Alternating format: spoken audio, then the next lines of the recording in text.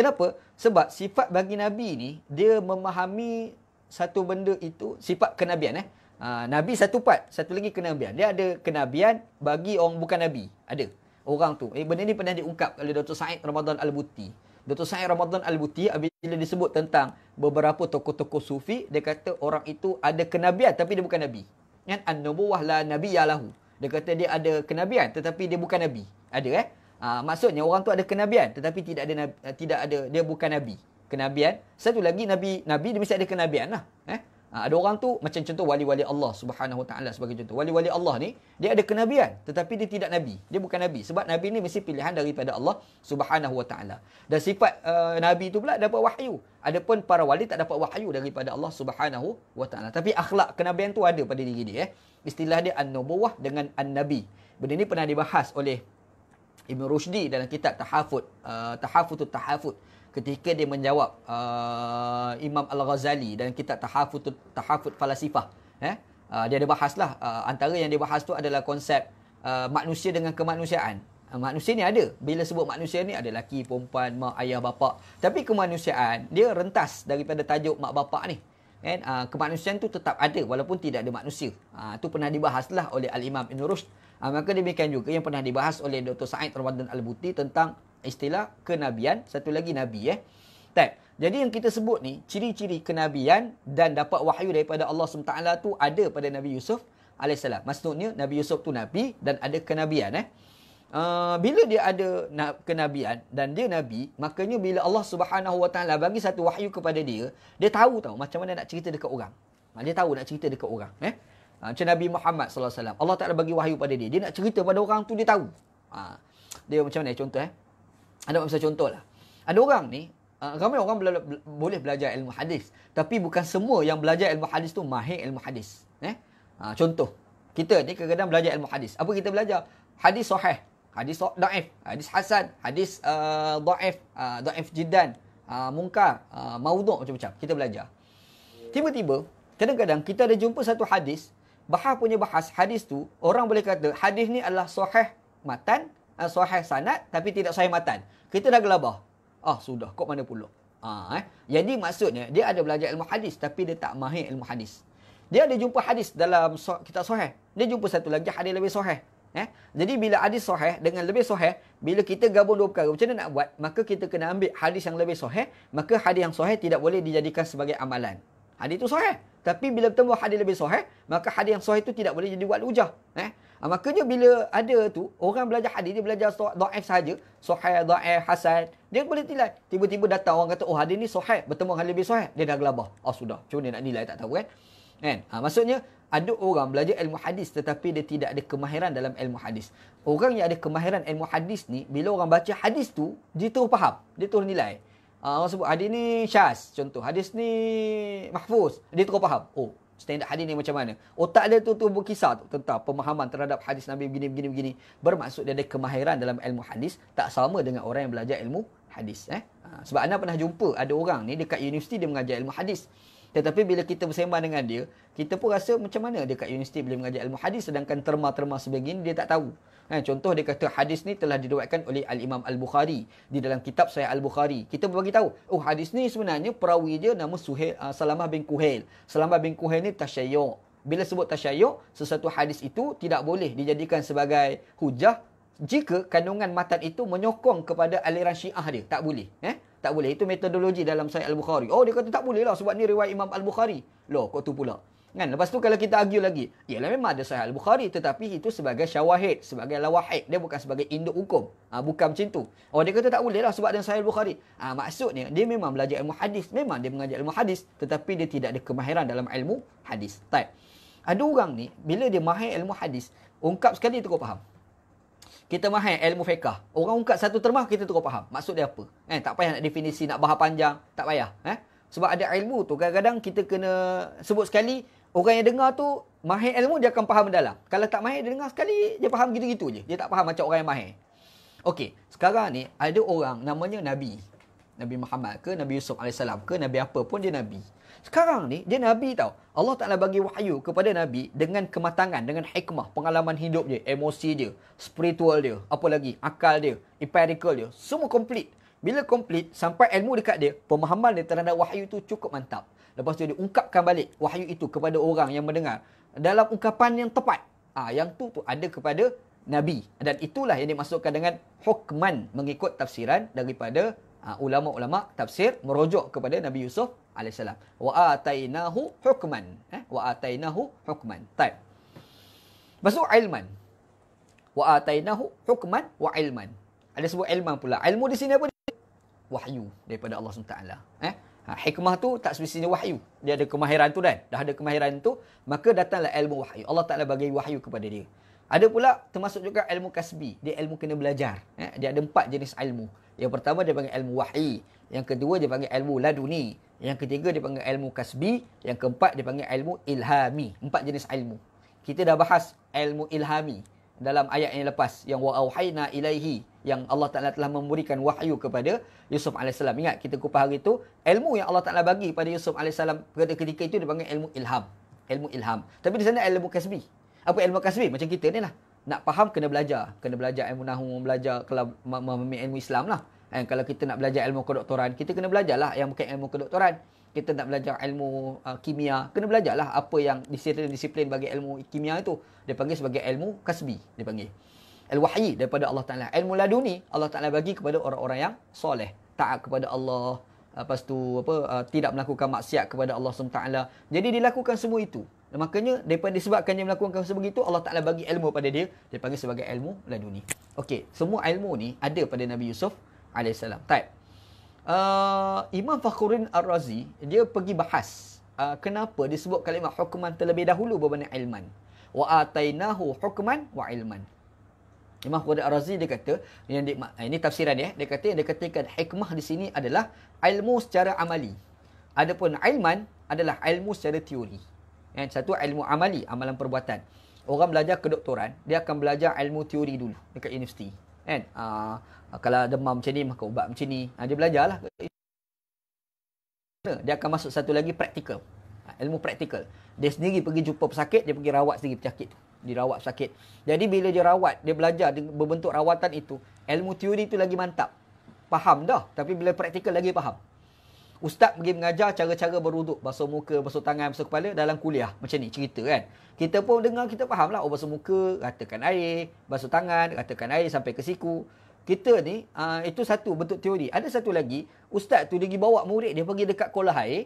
Lepas tu dia berwuduk, dia tunjuk perbuatan, praktikal. Kita tengok tu, kita akan faham, betul-betul faham. Kata Imam Fakhruddin Ar-Razi, yang dikatakan hikmah itu praktikal tu, ilmu amali tu. Tetapi kalau sebut ilmu, itu adalah ilmu teori. Bagi Yusuf AS, Allah Ta'ala dah bagi ilmu praktikal dulu. Apa dia ilmu praktikal tu? Pengalaman dia dalam berhadapan dengan ujian. Segala ujian dia dapat tu, itu praktikal bagi diri dia. Itu standby untuk berhadapan apabila dia jadi Nabi nanti. Bila dia jadi Nabi, Allah Ta'ala bagi ilmu yang berbentuk teori. Antaranya wahyu daripada Allah Subhanahu wa Ta'ala. Lepas tu dia sampaikan pula kepada manusia. Maka disebabkan itu, kata Imam Fakhruddin Ar-Razi, dimulakan dengan hukman, baru disebut sebagai ilman. Begitu. Kata Allah Subhanahu wa Ta'ala, atainahu hukman wa ilman. Walamma balagha asyuddah atainahu hukman wa ilman. Lepas tu sambungan ayat Allah Ta'ala kata, wa kadzalika najzil muhsinin. Dan begitulah kami telah memberi balasan kepada orang-orang yang melakukan kebaikan. Al-muhsinin. Hasan tu makna baik. Al-muhsinin ni maksud orang yang berusaha melakukan kebaikan. Okey. Dia kaedah ada orang baik ni, balasan dia dapat baik lah. Kebiasaannya begitu. Kita ni kalau buat baik, ikhlas dengan Allah SWT, insyaAllah Allah Ta'ala akan bagi kebaikan pada kita. Hidup kita ni tak boleh lari daripada ada imbal balas. Itu kaedah dia. Kita pergi kedai, kita bagi duit, dapat barang. Orang bagi barang, kita bagi duit. Dia kaedah dia begitu, imbal balas. Kita melakukan kejahatan, nanti ada implikasi terhadap kejahatan yang kita lakukan. Bila kita melakukan kebaikan, ada implikasi kebaikan yang kita lakukan. Itu benda tu biasa. Kalau sekiranya baik itu datang daripada hati kita, iaitu kita ni jenis husnuzan, suka baik dengan orang. Maka ni Allah Ta'ala akan bagi ilmu yang lain daripada hati kita. Pemahaman terhadap hati kita yang baik juga. Itu dipanggil sebagai hikmah. Ada pula ilmu yang berbentuk akli. Ilmu berbentuk akli. Contoh macam kita belajar memasak. Contoh. Itu ilmu akli. Dia belajar memasak. Lepas tu kita masak. Kita amalkan. Bila kita amalkan ilmu masak nanti kita akan faham ilmu masak yang lanjutan lagi. Satu pepatah Arab di kalangan ulama' disebut. Man amila bima alima wa awrasahu Allahul ilma bima la ya'lam.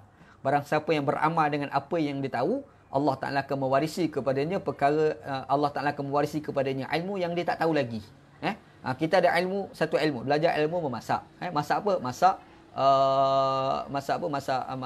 Masak siakap. Kita belajar, kita buatlah. Sebenarnya kita belajar masak tu, di situ tu permulaan untuk kita nak pandai yang masak benda lain pula. Masak benda lain, kedua, ketiga, keempat. Jadi nak memahami itu dia ada permulaan dia. Jadi apabila kita melakukan satu benda tu, dia ada imbal balas tu. Tuhan nak bagi lagi, nak bagi lagi, nak bagi lagi. Maka serupa juga apabila kita ada pemahaman ilmu dari sudut jiwa, makanya Allah Ta'ala akan tambah ilmu dalam jiwa kita. Yang itu dipanggil sebagai hikmah. Ada satu lagi ilmu yang kita ada ni dari sudut akli. Lepas tu kita gunakan ilmu tu pada jalan yang baik. Sebagai contoh, Allah Ta'ala akan bagi ilmu yang lain kepada dalam pemikiran kita. Yang tu dipanggil sebagai ilmu. Dipanggil sebagai ilmu. Banyak menghafal, contoh, mudah faham. Allah Ta'ala bagilah tu. Itu semua anugerah daripada Allah Subhanahu Wa Ta'ala. Itu kaedah yang kita kena faham. Ada imbal balas. Maka demikian juga Allah Subhanahu Wa Ta'ala bagi kepada Yusuf AS hikmah dan ilmu. Dia bagi hikmah dan ilmu. Kenapa? Sebab sebelum itu dia telah berhadapan dengan pelbagai-bagai ujian dan dia berjaya berhadapan dengan ujian itu dengan baik. Bila dia berjaya berhadapan dengan ujian yang baik itu, maka dipanggil sebagai al-muhsinin, orang-orang yang baik. Al-muhsinin ini bukan semata-mata kita buat baik. Jumpa orang derma, itu muhsinin juga. Apa lagi? Kita kalau cakap dengan orang ni guna bahasa-bahasa yang baik, itu pun muhsinin juga. Ada satu lagi, apabila ada sesuatu yang mendesak untuk kita melakukan kejahatan dan kita tak buat benda jahat itu pun juga adalah muhsinin. Kita adalah orang yang muhsinin. Macamlah kita berhadapan dengan ujian, kita berjaya berhadapan dengan ujian itu dengan baik, itu pun dipanggil sebagai al-muhsinin. Jadi Yusuf AS ni dia adalah al-muhsinin. Wa kadzalika najzil muhsinin. Begitulah kami telah memberi balasan kepada orang yang muhsinin. Jadi dia ni ada muhsinin, dia buat baik. Bila ada muhsinin, Allah Ta'ala bagi ilmu dan hikmah kepada Nabi Yusuf AS. Begitu. Dia sebab kadang-kadang ada amal baik yang kita lakukan tanpa ilmu dan hikmah. Ada. Orang ni kadang-kadang dia buat baik tapi dia tidak ada ilmu dan dia tidak ada hikmah. Kebaikan tu dia implikasi tak baik kadang-kadang. Tak bijak. Contoh macam mana? Contoh.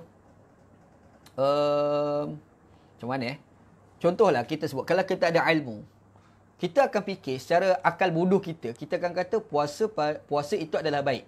Makanya kalau timbul satu persoalan, satu Syawal kita berpuasa baik ke tak baik? Akal kita kata baiklah. Maka kita pun puasalah pada satu Syawal. Persoalannya, betul ke baik? Bermaksud dia mengamalkan itu atas alasan baik kerana akli dia, bukan kerana hikmah dan ilmunya. Sebab itu kita ni dia kena ada ilmu dalam melakukan kebaikan supaya kebaikan kita buat itu memang benar-benar baik. Bukan pada akal bodoh kita mengatakan baik, tapi hakikatnya tidak baik. Sebab tu penting ilmu dan hikmah. Jadi ilmu dan hikmah ni penting. Kalau macam Nabi Yusuf, macam Nabi-Nabi itu dia mesti ada ilmu dan hikmah. Bila ada ilmu dan hikmah, dia melakukan satu kebaikan itu, dia bukan semata-mata baik dan dia tepat. Dia tepat tu yang penting tu. Sebab kadang-kadang orang buat amal ibadat tapi tak tepat. Kenapa? Sebab dia melakukan dengan cara dia bukan berdasarkan kepada ilmu dan juga tidak berdasarkan kepada hikmah. Itu contohlah sebagai contoh begitu. Jadi Allah Subhanahu Wa Taala bagi ilmu dan hikmah pada Yusuf AS. Sebab sebagai balasan terhadap Yusuf AS telah dipanggil sebagai orang yang muhsinin, iaitu berjaya dengan berhadapan dengan berbagai-bagai ujian. Begitu. Cuma ada timbul satu persoalan lah dibahas oleh ulama-ulama Islam. Timbul persoalan bila dibaca ayat macam ni. Sebab ayat ni digambarkan muhsinin tu menyebabkan dapat ilmu, mendapat hikmah dan ilmu tadi. Jadi orang pun bangkit persoalan, kalau orang ujian diberikan kepada Yusuf AS, maka ilmu hikmah tu mungkinlah Yusuf AS tak dapat. Itu satu persoalan. Sebab ayat tu wa atainahu hukman wa ilman wa kadzalika najzil muhsinin. Begitulah kami memberi balasan kepada orang melakukan kebaikan. Maknanya melakukan kebaikan itulah baru dapat ilmu hikmah dan juga dapat ilmu dengan hikmah tadi tu. Kan? Kita fikir sekali lah. Jadi bermaksud kita melakukan kebaikan, lepas tu baru dapat ilmu dan hikmah. Bukankah ini sudah jadi seperti ilmu laduni? Satu persoalan. Apakah jadi ilmu laduni? Satu. Sebab ilmu laduni sifat dia mesti melakukan kebaikan. Macam berlaku pada Khidir AS. Ataupun para wali Allah SWT. Dia dapat ilmu laduni itu hasil daripada amalan kebaikan dia lakukan. Baik, taubat selalu, sungka baik dengan orang, berhadapan dengan proses, buang sifat mazmumah, proses kedua memenuhkan diri dengan sifat mahmudah, dalam ilmu tasawuf lah ada dibincangkan macam tu kan. Jadi bila dah sampai tahap tu, maka Allah Taala bagi ilmu kepada dia. Ilmu tu dapat hasil daripada proses perjalanan kehidupan yang baik tadi yang disebut sebagai muhsinin. Okey, tiba-tiba dalam ayat ni Allah Taala sebut macam tu juga, melibatkan kepada Yusuf alaihissalam. Soalan. Macam mana? Jadi benda ni adalah dijawab. Yang pertama yang kita kena ingat, sebenarnya kalau tanpa ujian itu pun Yusuf alaihissalam tetap diberikan ilmu dan juga hikmah. Kenapa? Sebab Nabi Yusuf adalah Nabi. Bila Nabi adalah pilihan daripada Allah Subhanahu Wa Taala. Cumanya, kaedah Nabi itu Allah Subhanahu Wa Taala akan bagi dia test. Dia bagi test. Dia bagilah macam Nabi Muhammad sallallahu alaihi wasallam nak jadi nabi. Memang Allah Taala akan bagi Nabi Muhammad bagi Nabi Muhammad sebagai nabi. Kenabian itu akan diberikan kepada Nabi sallallahu alaihi wasallam. Kalau tidak diberikan ujian pun tetap dia boleh berhadapan dengan ujian itu. Dia tetap akan jadi nabi ya. Sebab yang dikatakan nabi itu adalah anugerah daripada Allah Subhanahu Wa Taala. Tetapi kenapa bagi? Dia bagi itu sebab kaedah nak jadi nabi tu dia kena bagi ujian. Kalau sekira tak ada ujian, apakah dia dah tak jadi nabi? Tak, dia tetap juga nabi. Tetapi ujian itu tetap berlaku sebagai permulaan test untuk melayakkan dia menjadi nabi kalau dia tidak diberikan test pun dia tetap jadi nabi kerana kenabian itu adalah anugerah. Nabi itu adalah anugerah daripada Allah Subhanahu Wa Taala kepada seseorang yang terpilih. Itu kena faham gitu insya-Allah. Tetapi ada orang ni kadang-kadang dia ada kenabian, dia tak ada nabi. Makanya itu yang dikatakan ilmu laduni. Dia ada kenabian. Maksudnya dia dah berhadapan dengan proses-proses, maka diberikan ilmu kenabian. Tetapi dia bukan nabi. Sebab apa? Dia bukan manusia yang terpilih. Ada satu lagi itu, dia nabi dan dia ada kenabian lah. Berhadapan dengan ujian itu untuk dapatkan kenabian. Tapi kalau sekiranya dia tidak diberikan ujian itu, dia tetap dapat nabi, dapat anugerah nabi daripada Allah Subhanahu Wa Taala kerana dia adalah insan yang terpilih. Okey. Jadi kalau kita faham macam tu, kita akan nampak ayat ni sebenarnya dia bukan nak cerita ilmu yang didapati oleh Yusuf alaihissalam itu sebagai ilmu laduni, tetapi ilmu yang dia dapat itu adalah ilmu wahyu daripada Allah SWT, dan ini adalah bukti kenabian bukti nabinya Nabi Yusuf alaihissalam kerana ia adalah satu anugerah yang diberikan oleh Allah Taala kepada Nabi Yusuf alaihissalam. Begitu. Baik. Sambungan ayat. Warawadathu allati huwa fi baitiha. Sejam. Sejam. Kalau anda bahan ni kena ambil sejam lagi ni. Itu insya-Allah lah kita sambung dalam perbincangan akan datang insya-Allah. Jadi dalam ayat yang kita baca ni, antara pengajaran yang kita boleh ambil, dua perkara ni penting. Hikmah dan ilmu ni dua perkara yang cukup penting Dan Allah Subhanahu Wa Taala dia bagi kepada Nabi Yusuf alaihissalam ni hikmah dan ilmu ini untuk melayakkan Nabi Yusuf alaihissalam menjadi nabi, dan ketika itu dia sudah sampai kepada umur yang matang. Itu antara pengajaran lah kita boleh ambil dalam ayat ni, dan kita pun sendiri kena ada berusaha ke arah untuk dapat dua perkara. Kena ada hikmah, kena ada ilmu. Ilmu tu penting, kena belajar. Lepas tu kita kena satu lagi, macam mana kita nak belajar proses pembersihan jiwa.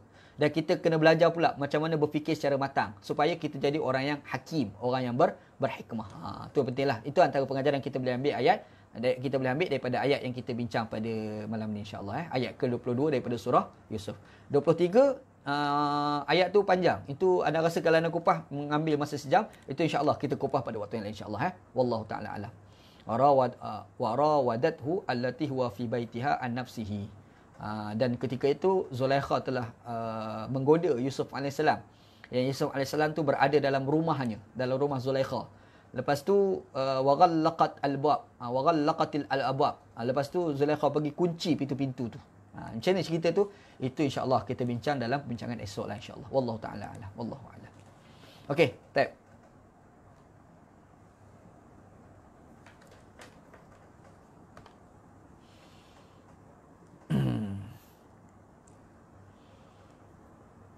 Okey, salam. Ni banyak sebut salam ni sebut sekali lah.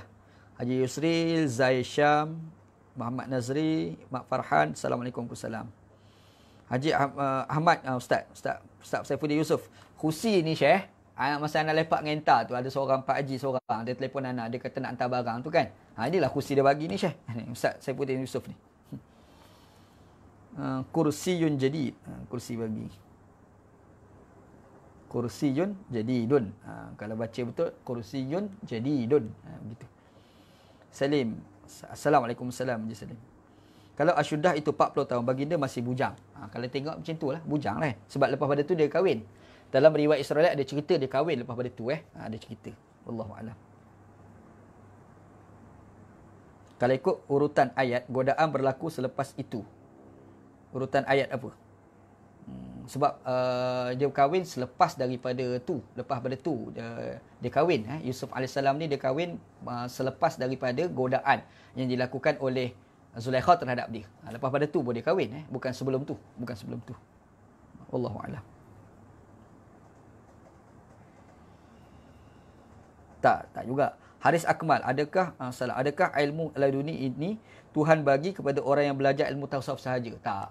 Allah Ta'ala bagi kepada siapa dia mahu. Tak belajar ilmu tasawuf pun, kadang-kadang kita belajar ilmu yang biasa-biasa ni, kita boleh amal dengan jiwa yang ikhlas lah apa pun, tak pelik. Allah Ta'ala bagi anugerah kepada dia ilmu laduni. Tak pelik semua tu. Itu semua atas kehendak Allah SWT lah. Wallahu a'lam. Okey, ada lain tak soalan?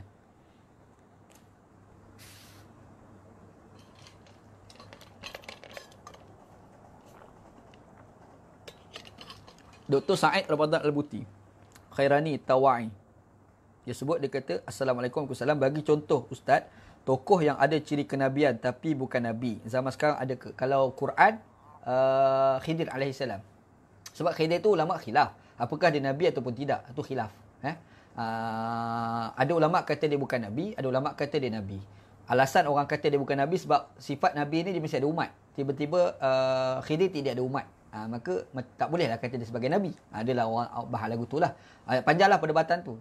Tapi kalau kita katalah, andailah kita kata, kita setuju dengan pandangan ulama yang mengatakan Khidir AS itu bukan Nabi, tapi kenabian tu ada pada Khidir AS.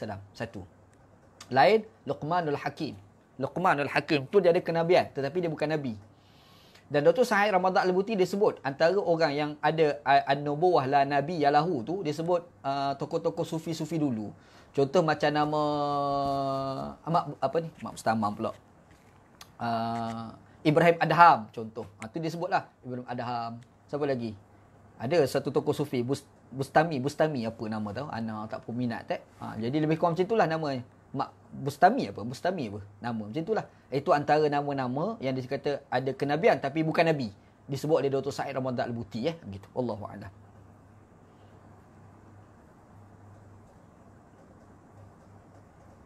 Adakah ilmu laduni diperolehi selepas melalui proses ujian? Orang kalau dia taat kepada Allah Subhanahu Wa Taala pasti akan ada ujian. Itu memang kaedah. Dalam Quran sebut, dalam hadis Nabi sebut. Nabi katakan orang yang asyadul bala al-anbiya, orang paling banyak dapat paling dahsyat dapat ujian ni adalah para nabi. Summa amsal. Lepas tu orang yang sebandingan dengan dia. Lepas tu kalau orang tu jadi wali Allah, dia mesti dapat ujian lah. Dalam Quran pun sebut macam mana ayat Quran? An yutlaku an yaqulu amanna billah wa hum la yuftanun. Apakah manusia itu boleh mendakwa aku beriman dengan Allah tanpa dapat ujian? Maksudnya sifat bagi wali Allah ni dia mesti akan dapat ujian, dia berhadapan ujian itu dengan baik. Wallahu a'lam.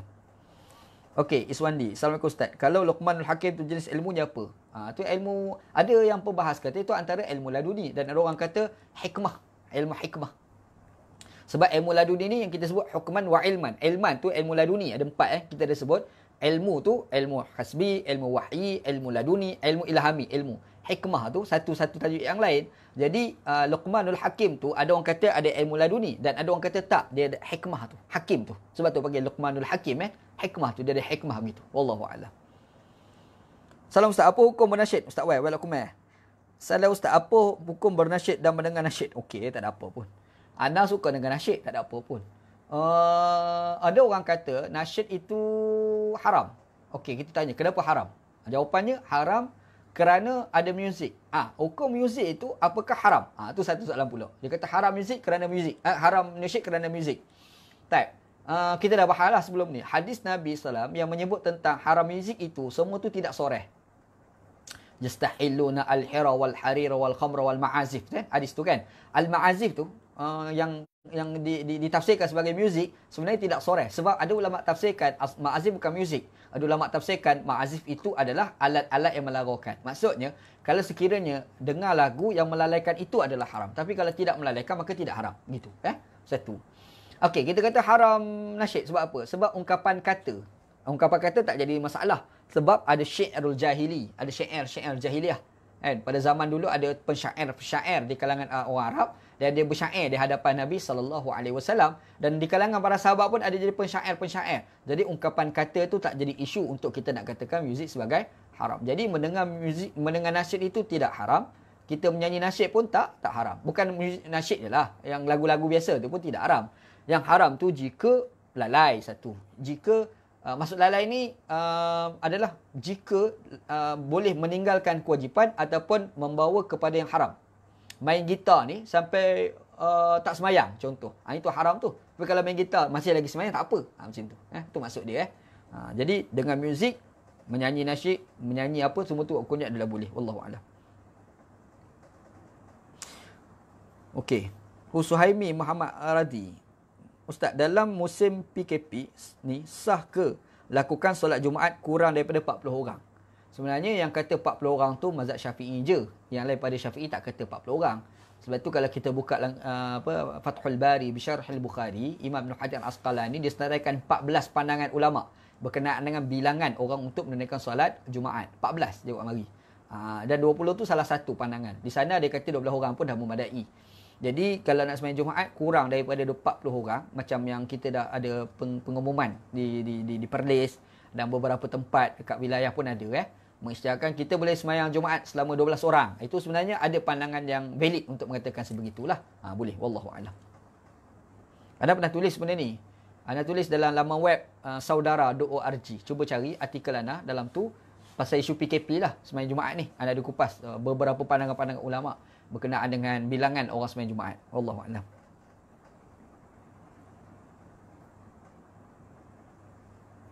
Assalamualaikum Ustaz. Yusuf Saleh. Salam Ustaz. Waalaikumsalam. Jika orang bukan Islam berilmu mencipta sesuatu yang bermanfaat kepada manusia seperti komputer, kapal terbang dan lain, adakah masuk dalam hikmah? Itu kategori ilmu. Itu di bawah kategori ilmu. Ilmu. Perbahasan hikmah ni sebenarnya ada, yalah nak cerita pun mungkin tak sempat. Kita kena buat satu live Facebook khusus kot. Sebab jadi satu istilah falsafah. Apa itu falsafah dengan hikmah pula? Debat besar tu. Sebab ada orang kata hikmah ni dia bukan semata-mata falsafah ni di sini akal. Dia tak masuk dekat intuisi. Jadi intuisi dia ada satu akli, hissi, lepas tu zuki. Jadi 3 istilah. Kalau orang belajar falsafah dia akan jumpa terma akli, rasional. Yang kedua dia panggil hissi, empirical. Lepas tu yang ketiga dia panggil zuki, intuisi. Dia ada satu teori lah. Jadi apabila orang sebut falsafah ni banyak kat sini. Debat dia akal. Sebab tu kalau nak belajar falsafah, permulaan dia kena faham mantik. Sebab kalau tak nanti cara pemahaman tu akan dikira sebagai salah. Gitu.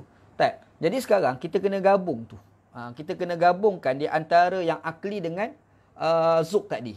Itu yang dikatakan sebagai hikmah. Jadi orang membezakan di antara falsafah dengan hikmah. Apabila disebut sebagai orang yang berfalsafah, belum tentu lagi orang tu berhikmah. Tapi bila orang tu hikmah, dia mesti falsafah. Tu ada debat tu, besar tu debat tu. Perbincangan tu. Anak nak cerita tak sempat lah pada malam ni lah. Itu kena wacana yang khusus lah berkenaan dengan falsafah dan hikmah. Jadi ada orang pergi menyatakan, orang bukan Islam itu, mungkin dia ada falsafah. Tapi belum tentu lagi dia ada hikmah. Apatah lagi, hikmah itu dia mesti terikat dengan khabar sadiq istilah dia. Al-khabarus sadiq. Khabar sadiq ni adalah khabar benar datang daripada Tuhan. Wahyu daripada Allah lah. Quran, hadis. Sebab Quran tu bila sebut tu, macam kita baca, Rabbana wa ba'as fihim rasulan minhum yatlu alaihim ayatika. Sifat Nabi tu, dia membaca ayat Allah. Wa yu'allimuhumul kitaba wal hikmah. Dia mengajar kepada manusia itu kitab dan hikmah. Maksudnya, hikmah tu ada kaitan dengan Alkitab. Ada kaitan dengan wahyu. Sebab tu ada debat tu. Apakah hikmah itu adalah falsafah? Falsafah adalah hikmah. Kan? Jadi orang bukan Islam tu, dia tidak ada kaitan dengan wahyu. Maka dia boleh kata dia berfalsafah. Tapi apakah hikmah? Belum tentu. Ada pula orang kata tak. Sebenarnya hikmah itu macam falsafah tu lah. Ada orang tafsir lagu tu. Nak cerita tu panjang lah. Sebab ada teori empirical, ada teori rasional, akli. Dan akli tu pula tu berapa jenis. Sebab kita ni selalu faham akli tu akal. Ada satu lagi tau, terma dia. Zihin. Az-zihnu. Az-zihin tu apa? Terma Arab ada az-zihin, al-akli. Apa lagi? Az-zihni, al-fahmu, al-fiqhu. Itu semua istilah-istilah menjadi wacana besar untuk memahami apa itu hikmah. Tak cukup kita nak bincang pada malam ni lah. Lebih kurang macam tu. Sebab tu, kalau bangkit kalau orang tanya anak kata pada anak hikmah mesti ada kaitan dengan al-khabarus sadiq kalau anak secara peribadi lah. Tetapi ada orang kata tak, hikmah ni kadang-kadang tidak berkaitan dengan al-khabarus sadiq. Kalau kita kata tidak berkaitan dengan khabar sadiq, wahyu daripada Allah SWT, maka je orang bukan Islam pun ada hikmah. Boleh kata macam itulah. Tapi kalau kita nak kata berfalsafah, yang tu memang boleh berlaku kepada orang bukan Islam. Gitu. Wallahu a'lam. Lebih kurang macam itulah. Nak kupas panjang ni, nak kupas jadi panjang pula. Yazid Al-Bustami. Macam mana nak tahu seseorang itu dapat ilmu laduni? Tak tahulah. Ana pun tak tahu. Konsep adalah. Nak cerita ni konsep. Sebab macam bahaya je kalau orang klaim dapat ilmu laduni dan bandingkan ilmu Musa dengan Khidir. Lepas tu mereka bezakan syariah dan makrifah. Itu yang ada ilmu mengenal diri, mengenal makrifah. Susahlah nak kenal. Dia macam ni. Konsep dia, kaedah dia, la ya'rifu zal fadli illa dhaw. Itu kaedah. Kita tidak boleh mengenali sesuatu orang itu hebat, kecuali orang hebat itu ada orang hebat lain mengiktiraf dia hebat. Contohnya mudah je. Imam Syafi'i tu, dia boleh kata al-imam tu sebab Imam Malik kata dia hebat. Kan? Kita, anak ni dia mengajar. Jangan pergi dengar anak kuliah ni orang tak cerdik. Tiba-tiba orang tak cerdik kata, hebat Ustaz Wanji ni. Tak hebat tu. Sebab yang kata tu orang bukan orang hebat. Tapi kalau yang dengar kuliah ni, Tok Guru. Tok Guru, Maulana, orang-orang alim.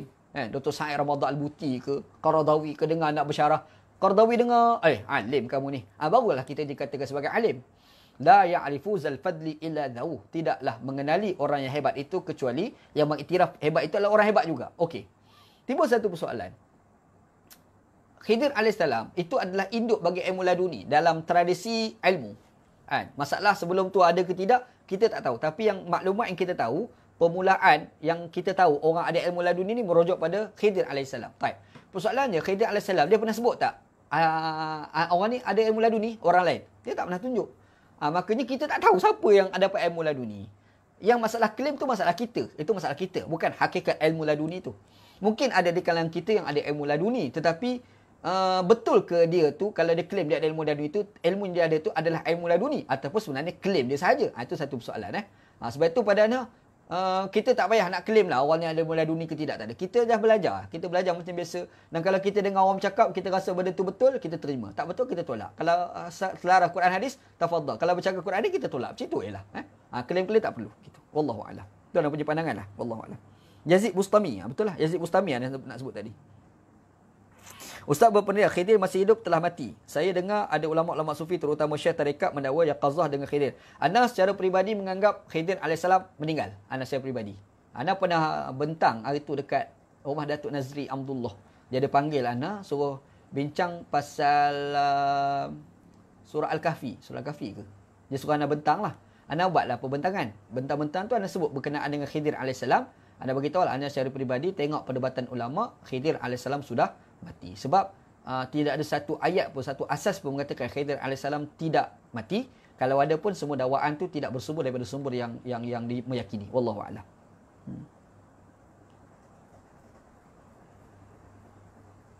Okey. Khairani Tawa'i. Apabila seseorang itu boleh mengubat menggunakan ayat Quran yang diperolehi dari mimpi dan ilham, boleh ke itu diterima sebagai hikmah dan ilmu? Kita tak kata hikmah tak boleh. Nak kata ilmu tu boleh. Kan? Kita dapat mimpi, baca Al-Quran, sakit tu hilang. Contoh macam orang kena jin. Orang kena jin ni, orang rawat dia. Orang rawat jin ni, kadang-kadang dia menggunakan ayat Quran. Dan Quran yang dibacakan tu dapat melalui mimpi. Boleh diamalkan, tak ada apa pun. Cuma jangan sekali-kali menganggap itu syariah. Ataupun kita menganggap ini diajar oleh Nabi SAW. Tak boleh lah. Sebab benda tu datang daripada mimpi dia. Bukan daripada sumber teks wahyu Allah SWT. Tapi dia nak amal tu tak jadi salah. Sebab membaca Al-Quran yang salah tu kalau baca Quran terbalik, salah lah. Zikir-zikir yang datang daripada hadis Nabi SAW dapat melalui mimpi. Kononnya dalam mimpi tu bacalah zikir Bismillahirrahmanirrahim la yadurru ma'asmi syai'in. Contohlah untuk rawat penyakit. Kita amal lah, tak ada apa pun. Itu boleh. Itu ilmu lah. Nak panggil hikmah tak boleh. Sebab hikmah ni dia mesti ada kaitan gabungan di antara akli, dia mesti ada emosi, spiritual, empirical, gabungan empat perkara tu yang dikatakan sebagai hikmah gitu. Allahuakbar. Hai, payah nak syarah benda ni. Okey, Ustaz nak tanya berkenaan dengan wuduk, Ustaz. Kalau wuduk sekadar siram je sah. Yang penting air rata, tu je. Kita siram jiru sahaja tapi rata, maka itu sah. Dia apa-apa pun ratakan air. Gosok tak gosok, itu sunat. Tapi kalau sekiranya tak gosok, tak rata, gosok tu jadi wajib. Begitu. Apa-apa pun kita kata air. Wallahualam. Ustaz, kenapakah persoalan ilmu tasawuf mesti merujuk kepada kisah Nabi Musa dan Khidir? Seterusnya adalah ilmu fiqh dan tasawuf itu dilagakan. Ilmu kulit dan ilmu seumpamanya. Terima kasih. Selalu macam contoh kita menghujahkan satu perbahasan fiqh, mesti kita rujuk teks Quran hadis Nabi SAW. Maka serupa juga bila kita nak bahas ilmu tasawuf tu, orang terpaksa rujuk kisah Khidir AS. Itulah dalil dekat situ. Kalau nak cari dalil ilmu tasawuf ni, orang rujuk Quran daripada kisah Nabi Khidir AS lah. Itu selalunya orang rujuk begitu. Ada juga daripada kisah lain pun ada juga tapi kebiasaannya pengujian tu merujuk kepada kisah Khidir AS gitu. Wallahu a'lam. Dalil lah, dalil. Salam Ustaz, apakah hukum postmortem mayat? Ada yang berkata menyeksa mayat, ada yang berpandangan keperluan prosedur perubatan semasa. Okey. Hukum asal bagi bagi postmortem ni, bedah mayat itu adalah haram. Itu hukum asal. Sebab apa? Sebab karamna bani Adam. Sesungguhnya kami telah memuliakan anak Adam. Jadi daripada ayat Quran itu, bila sebut memuliakan anak Adam, kita tengok dia punya perincian tu kan. Ayat tu mujmal, dia ada tafsir, dia ada pendetilan dia. Antaranya hadis Nabi SAW, Nabi pernah bagi tahu bahawasanya orang mati itu juga mempunyai rasa seperti mana orang hidup. Makanya kita tidak boleh patahkan tangan orang si mati. Kita nak pergi bedak belah-belah tu pasal tak boleh. Nak potong telinga tak boleh. Dan kita tengok pada hadis Nabi SAW yang Nabi Muhammad tak bagi kita ni cincang orang yang mati ketika perang. Kita dah bunuh kafir tu, dia mati cukup. Jangan nak pergi cincang, buat zoro tak atas muka dia. Tak boleh. Hukumnya adalah haram, tak boleh. Jadi di situ, orang membuat kesimpulan, ulama membuat kesimpulan, kita pergi bedah mayat itu hukumnya adalah haram. Itu hukum dia. Tetapi, hukum itu, dia tidak bersifat kekal. Kadang-kadang dia ada hukum boleh berubah berdasarkan perubahan masa, situasi dan tempat. Sebab ada kaedah al-ahkam tataghayaru bi taghayyuril azminati wal amkinati wal ahwal. Hukum itu boleh berubah-ubah berdasarkan perubahan masa, tempat dan situasi Contoh anda buat misal. Contohnya macam kita sebut, apa hukum pergi kenduri kahwin bila dia jemput? Hukumnya adalah wajib. Ijabatu da'wati wajib. Tetapi kalau kita pergi tu, tiba-tiba di sana ada unsur maksiat, dia dah tak jadi wajib dah. Dia boleh tukar, nak jadi haram ke, nak jadi makruh ke, nak jadi sunat ke, harus terpulang lah. Maksud dia boleh berubah. Maka serupa juga hukum makan babi, hukumnya adalah haram secara mutlak. Tetapi kalau tak ada cara lain untuk menjaga nyawa kecuali babi, maka babi itu diboleh makan. Kita boleh makan dia untuk sekadar jaga nyawa. Maka demikian juga dalam isu naqlul a'dha, pindah anggota badan ataupun postmortem sebagai contoh. Siapalah, semualah hukumnya. Hukum samalah. Maksudnya hukumnya adalah haram. Tetapi dibolehkan faktor darurat. Faktor keperluan. Sebab kalau kita tak buat postmortem, nanti akan banyak kezaliman yang tak selesai. Penuntutan keadilan terhadap si mati tak selesai. Maka di situ tu ada unsur darurat. Ataupun ada unsur masyaqqah kat situ yang kita boleh dibenarkan untuk kita melakukan postmortem. Jadi kita kena clear hukum asalnya adalah haram tetapi dibolehkan kerana darurat. Bila sebut darurat, dia ada kaedah yang kedua. Ad-daruratu tuqaddaru biqadariha. Dia mesti mengikut kadar-kadar dia saja. Contoh macam kita dibenarkan makan babi itu kadar untuk menjaga nyawa. Tak boleh lebih. Maka serupa juga bila postmortem. Tak boleh lebih lah. Kadar-kadar untuk nak dapat maklumat tentang tujuan postmortem tu lah. Dah dapat tujuan, stop. Tak payah kita nak lebih-lebih potong lagi. Tak boleh, tak boleh. Itu dah jadi haram pula lah. Begitu. Wallahu'alam. Cara ikat serban serupa dengan gemuloh Tok Guru. Tak, ikat serban mula masa ngaji pondok ni. Cara ikat serban, cara pondok, ngaji pondok dulu. Ni Fuad ikhwan abang Fuad ni. Haji Yusri, Abang Yusri Hasan, Ustaz Wan Hizam dikatakan dapat ilmu laduni. Tu klaim belaka lah tu, mengarut belaka lah tu. Dah 20 tahun bagi ceramah tanpa halangan daripada jabatan agama, tetapi ilmu disampaikan lain macam secelarunya. Macam mana Ustaz? Mengarut lah tu. Dr. Zulkifli Al-Bakri semasa dia jadi mufti, dia pernah mengeluarkan fatwa mengatakan bahawasanya aliran di bawah Ustaz Wan Hizam ni mengarut. Mengarut. Gitu. Adalah, kena bacalah fatwa tu. Ngarut tu, klaim belaka tu. Salam Ustaz, minta tolong ulas ayat 123 surah Al-An'am dan demikian. Pada setiap negeri kami, jadikan pembesar-pembesar yang jahat agar melakukan tipu daya di negeri itu, tapi mereka menipu diri mereka sendiri. InsyaAllah lah kita buat waktu lain dah. Tak sempat malam ni. Lain kali lah. Tak ada riwayat. Tak ada riwayat. Ada tak riwayat sahabat ada ilmu lalu? Tak tahu. Wallahu'alam. Tak ada lah kot. Kalau ada dah popular dah. Masalah orang. Tapi kalau sahabat ada ilmu firasat, ada. Ada. Ibn Abbas radhiyallahu anhuma. Dia memang ada firasat. Itu memang ulama-ulama fiqh terutama membahaskan tentang ilmu al-qadha, dia akan sebut firasah ni merujuk pada sahabat Nabi yang bernama Abdullah bin Abbas radhiyallahu anhuma. Ilmu apa ilmu firasat ni masih akli lagi. Ilmu akli. Dia masih terikat dengan tanda. Dia masih lagi ilmu fizik. Dia ilmu fizik lagi. Begitu. Wallahu a'lam. Okey. Berkenaan dengan ayat 1 2 3 surah Al-An'am kita kupas waktu lain. Wallahu a'lam.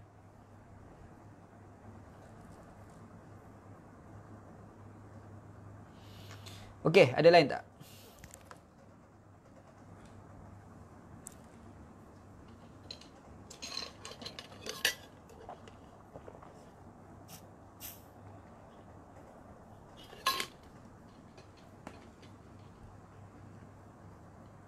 Okey. Dah ada kot sejam lebih dah. Esok kita sambunglah ayat yang ke-23 surah Yusuf AS, dan cerita yang 23 ni yang tu cerita godaan Zulaikha terhadap Yusuf AS. Cerita tu panjang dan macam mana Yusuf AS berhadapan situasi tu yang kita nak ada kaitan dengan apa itu hikmah tu dengan perkataan qala ma'adzallah. Yusuf AS dia kata qala ma'adzallah, aku minta dengan Allah. Sebenarnya perkataan itu ada kaitan dengan perbahasan tentang al-hikmah tu. Yang Allah wa atainahu hukman wa ilman, hikmah hukman tu kan ada kaitan itu, insya-Allah kita kupas dalam waktu lain insya-Allah. Ada lagi soalan? Serupa lah ni. Mak Azwan, macam mana pula pelajar perubatan berlatih dan belajar ilmu perubatan dengan mayat manusia, anggota badan manusia, anggota badan mayat. Kalau ikut pelajar luar negara, mayat murah, boleh dibeli, dibuat belajar. Betul, dekat India antaranya. Kena tengok satu filem Hindustan, Munabai dia ada dua siri 1, siri 2. Tengok siri 1, jadi cerita mayat orang dibeli untuk lawatan perubatan lah. Sebenarnya kalau dibolehkan kadar untuk belajar tu lah, tak boleh lebih-lebih. Dia buat kategori darurat lah untuk pemahaman ilmu tu kan, untuk memahirkan diri tentang ilmu perubatan. Tapi dah pandai kita cara bedah-bedah tu dah faham cukup. Dah tak boleh lebih-lebih, kita tanam. Kalau kita pergi jahit balik lepas tu pergi, itu dah menyeksa mayat lah, tak boleh pula, itu dia hukum haram pula. Wallahu a'lam.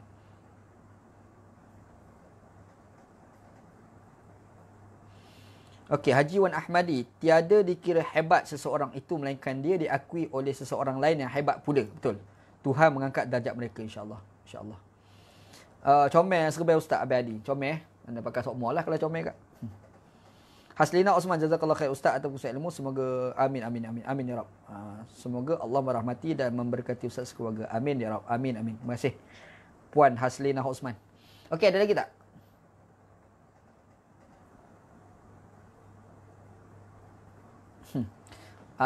Ini bukan maktabah Hana kat depan. Yang ni bilik Ana membaca. Dan bilik Ana membaca ni sebelum ni store. Sebenarnya asal bilik ni adalah store.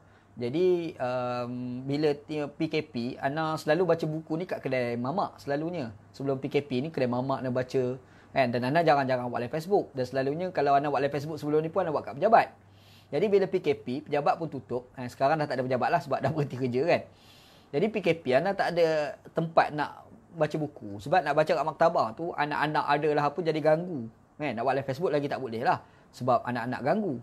Jadi ada store ni, Ana buang barang, Ana jadikan sebagai bilik Ana membaca. Ana bubuh meja kan. Jadi bubuh meja, bubuh kursi ni, kursi pula ada kawan-kawan kita bagi. Maka di situ tu ada Ana buatlah membaca bilik baca ni. Sebab tu dalam tak ada buku kat belakang. Sebenarnya ada. Kalau tengok kat bawah tu penuh buku. Nak tunjuk kalau nak tunjuk. Ada buku sebenarnya, tapi anak buku tu letak kat bawah. Kat bawah anda letak. Kalau tengok tu buku-buku penuh. Tu buku murajaah tu. Pak nak membaca. Tu adalah buku tu.